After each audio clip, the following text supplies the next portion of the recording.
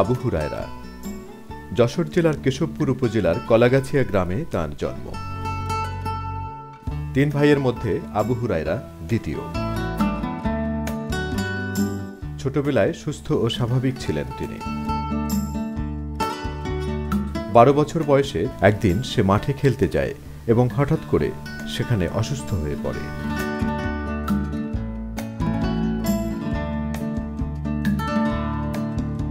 আবু হুরায়রা ভাবতে পারেনি এই দিনটি হবে তার বন্ধুদের সাথে জীবনের শেষ খেলার দিন।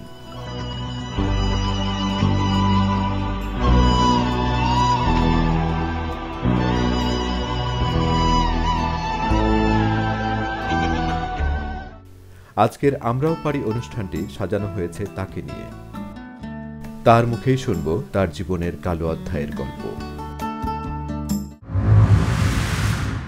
যখন আমার বয়স 12 থেকে 13 বছর, ক্লাস 6-এ পড়তাম, কোনো এক ছুটিতে আমি গ্রামের বাসায় গেছিলাম। তো তখন খেলাধুলা করতেছিলাম সবার সাথে। খেলাধুলা করার পর হঠাৎ করে মাথা ঘুরে পড়ে গেছিলাম, যার ফলে পরে কি ওখান থেকে বাসায় নিয়ে আসা হলো। বাসায় আসে আমার সেন্স ফিরলো, তখন দেখলাম যে আমার বাম হাত আর বাম পা একেবারে অবশ হয়ে গেছে। তো এরপর সে সবাই দৌড়াদৌড়ি করলো খুলনা মেডিকেল, আমার ছিল যশোরে, ওখান থেকে খুলনা মেডিকেল নেওয়া হলো। সেখানে প্রথমে বললো যে এখানে পোলিও হয়েছে। পরে টেস্ট করে দেখা গেলো যে পোলিও না, এটা হচ্ছে ব্রেন স্ট্রোক করছিলাম আমি। সো ওখান থেকে পরে ঢাকা মেডিকেল রেফার করা হয়েছিল। ঢাকা মেডিকেলে এসে আমাকে বিভিন্ন রকম যে ফিজিক্যাল এক্সারসাইজ করার মাধ্যমে এতটুকু ইমপ্রুভ করা হয়েছে যে হাঁটতে পারি এবং মোটামুটি হাতটা কাজ করানো যায়। বাট এখনও প্রবলেমগুলো আছে আগের মতো। এখন বলা হয়েছে যে রেগুলার এক্সারসাইজ করলে কিছুটা মানে ঠিক হবে, বাট ফুল ঠিক হবে না। বলতে গেলে আমি বাম হাত দিয়ে কোনো কাজই করতে পারি না। জাস্ট যেটা আমার অতি জরুরি ওটা একটু মনে করেন যে আপনার ওয়াশরুম বা এটাও ইউজ করা যায়, কিন্তু অন্য কাজ যেটা আপনি মনে করেন বাম 2 হাতে লাই করার জন্য ওটা আমি করতে পারি না কখনো, বা সবসময় 1 হাত দিয়ে কাজ করতে হয় আমার।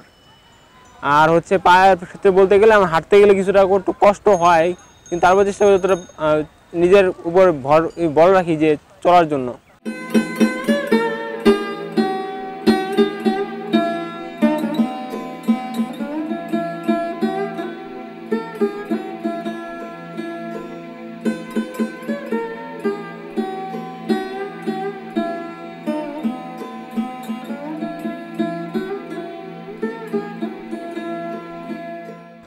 আমি দাখিল দিয়েছি কলাতি হযরত আলিম মাদ্রাসা থেকে 2012 সালে মানবিক বিষয়ে।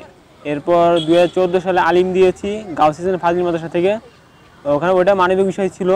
আর দেন অ্যাডমিশন দিলাম জাহাঙ্গীরনগর ইউনিভার্সিটিতে। বর্তমানে জাহাঙ্গীর ইউনিভার্সিটি অনার্স 4th ইয়ারে আছি লোক প্রশাসন বিভাগে।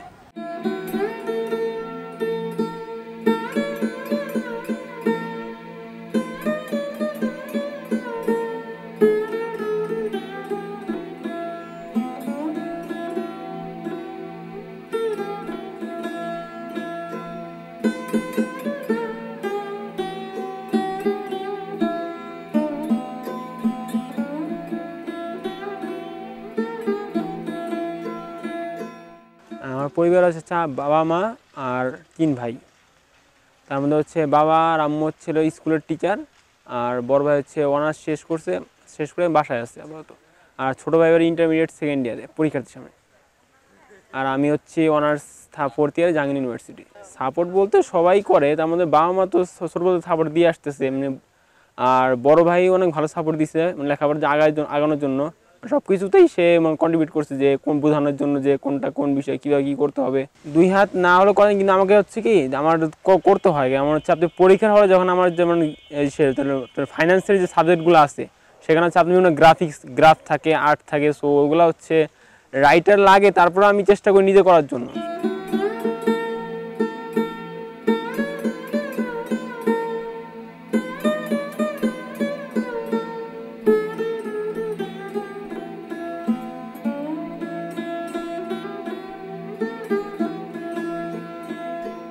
আমার স্বপ্ন একজন বিশেষ ক্যাডার হওয়া, যাতে আমি একটা গভর্নমেন্টের লেভেলগুলোতে গভর্নমেন্টের লেভেলে কিছু করতে পারি, ইনফ্লুয়েন্স করতে পারি, যেটা আমাদের যে ফিজিক্যাল চ্যালেঞ্জ পার্সন আছে তাদের জন্য কিছু করার জন্য।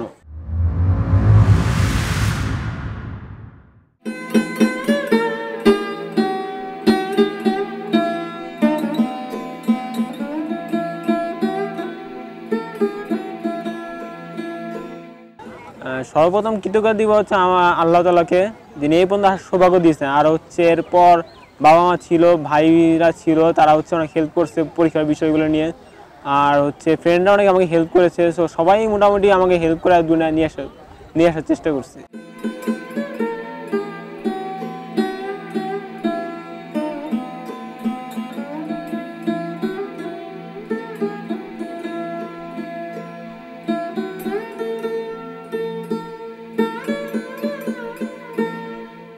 মন খারাপের সময় আমি দুটা কাজ বেশি করি।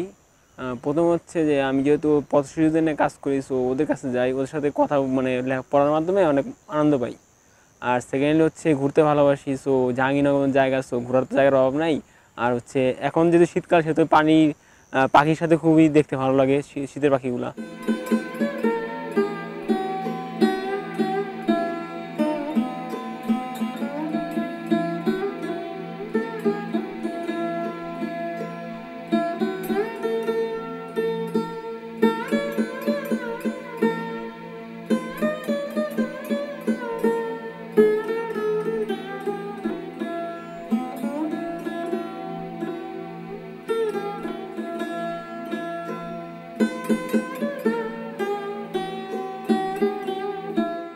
স্মৃতি যখন মনে পড়ে তখন বেশি মনে পড়ে আমার খেলাধুলার বিষয়গুলো। যখন আমি খেলতে ইন্টারেস্টেড ফিল করি সবার সাথে, কিন্তু আমার ফিজিক্যালি প্রবলেমের জন্য সেও তারা সবাই ট্রিট করতো না, বা হচ্ছে যে খেলার সময় আমাকে ওইভাবে সাপোর্ট দেওয়া হতো না যে তাই আমি পারবো বা কিছু একটা মানে উৎসাহ উদ্দীপনা এরকম কিছু ছিল না। আর হচ্ছে যখন খেলতাম তখন হচ্ছে আমাকে একভাবে নিচের দিকে রাখা হতো, যাতে আমার মানে মূল্যায়ন তো হতোই না, যেটা মানে পাওয়ার ইচ্ছা ছিল সবার কাছ থেকে।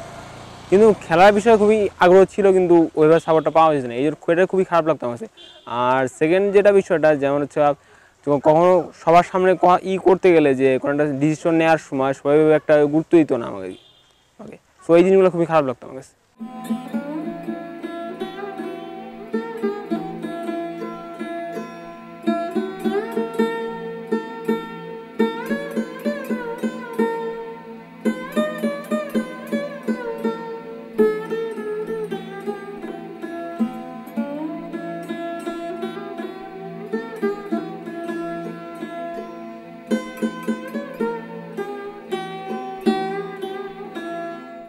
রাস্তায় হাঁটার সময় কি আমি এমনি একটু ছোলো হাঁটি, সো সবার যে দ্রুত হাঁটে সেই হাঁটাগুলো পাওয়া যায় না, সো আমাকে অল টাইম পিছায় পড়তে হয়। সেজন্য হচ্ছে অনেক সময় ফ্রেন্ডদের হেল্প নেওয়া লাগে যে ওই তোরা আসতে আর আমি আসতেছি, এরকম কিছু বলা লাগে। তো সবসময় তো এরকম হয় না যে তার কোনো একটা জরুরি কাজ আমাকে তাড়াতাড়ি যাওয়া লাগবে, সো তারা সবসময় আমাদের জন্য ওয়েট করবে না জিনিসটা। তো অনেক সময় হচ্ছে তারা হেল্প করে, অনেক সময় একটু মানে প্রেশারের জন্য সরে যায় এখান থেকে।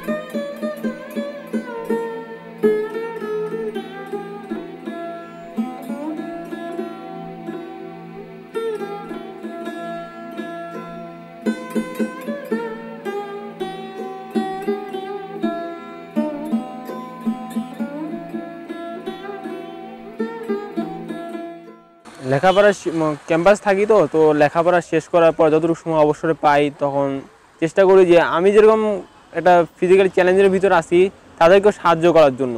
ক্যাম্পাসের ভিতরে আমি তাদেরকে সাহায্য করার চেষ্টা করি, তাদের বিভিন্ন রকম রেকর্ডিংয়ের ব্যবস্থা করি, যারা হচ্ছে ব্লাইন্ড স্টুডেন্ট আছে ক্যাম্পাসে, তো তাদের হেল্প করার জন্য আমি তাদের রেকর্ডিংয়ের কাজগুলো করতাম। আর হচ্ছে একটা আমি স্কুলে পড়াই, যেটা হচ্ছে পথ শিশুদের নিয়ে কাজ করে, সো ওদের নিয়ে বিভিন্ন রকম বিকালবেলা আমি পড়াইতে বসি তখন যখন ভালো লাগে। তারপর হচ্ছে ক্যাম্পাসের ভিতরে আপনার টিআইবি, ট্রান্সপারেন্সি ইন্টারন্যাশনাল বাংলাদেশ যেটা আছে, ওখানে আমি সদস্য আছি, মানে দুর্নীতির বিরুদ্ধে আমি কাজ করতেছি। সো অবশ্যইগুলোতে আমি এভাবেই কাটে সময়গুলোতে।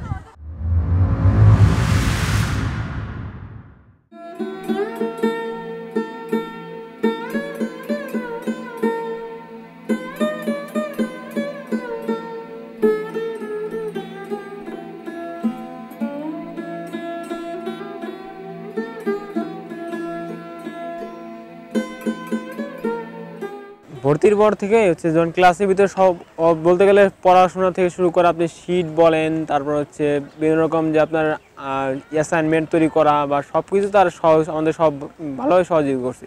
এমনকি কোনো পড়া না বুঝলে বুঝাই দেওয়া, যে কোন বিষয়গুলো নিয়ে দুর্বল আছে সেগুলো তো তারা হেল্প করছে। সো অ্যাকচুয়ালি ফ্রেন্ডরা আমাকে সব জায়গাতেই হেল্প করতেছে এখানে, যে যার জন্য আমার রেজাল্টটা মনে হয় ভালোই আসছে, যে ওদের জন্য হেল্পের কারণে। সো নিজের পক্ষে যেটা পসিবল ছিল না একা।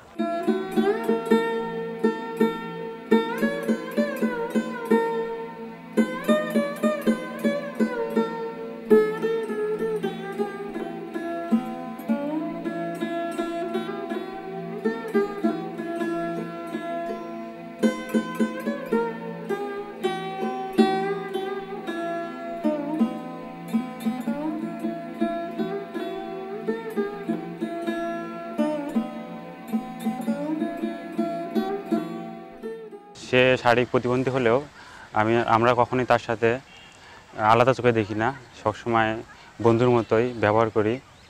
যেমন তাকে হেল্প করার ভিতরে সে যখন ঢাকায় যেতে চায় বাসে করে, তখন আমাদের বলে যে আমরা কেউ যেতে চাই কি না। এমনকি ক্লাসে অথবা পরীক্ষার সময় তার পাশে বসলে খাতা কলম ঢুকিয়ে দেওয়ার ক্ষেত্রে তাকে সাহায্য করি। এমনকি তার এক হাতে সমস্যা থাকার কারণে সে চেন লাগাতে পারে না ব্যাগে, তখন আমরা সেটাতে সাহায্য করি। এছাড়া বিভিন্ন সময়ে চলাফেরা এবং সিঁড়িতে নামার ক্ষেত্রেও তাকে বিভিন্ন সময় আমরা সাহায্য করে থাকি।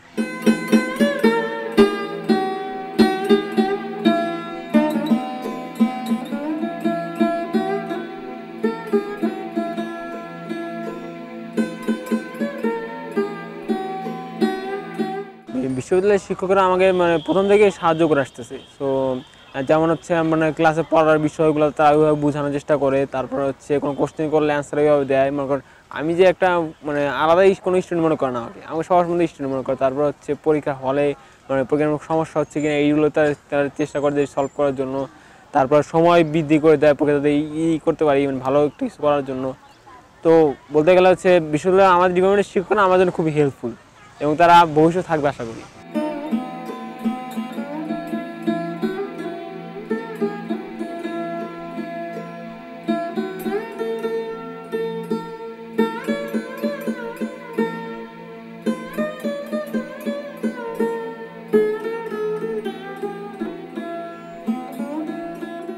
সকলের জন্য পরামর্শ হচ্ছে যে লাইফটা হচ্ছে ছোট না। সো আমরা যদি খুব আর্লি সময় যদি নিজেকে সীমাবদ্ধ করে ফেলি তাহলে কিছুই করার নাই। আমাদের হচ্ছে নিজের শক্তি মতন আরও এগিয়ে যেতে হবে। সো আমাদের চিন্তা থাকবে হচ্ছে আরও এগিয়ে যাওয়া, কোনো আটকে পড়া না আমাদের দিচ্ছে। সো সবাইকে বলবো যে আমাদের মধ্যে চলো সবাইকে এগিয়ে যেতে হবে।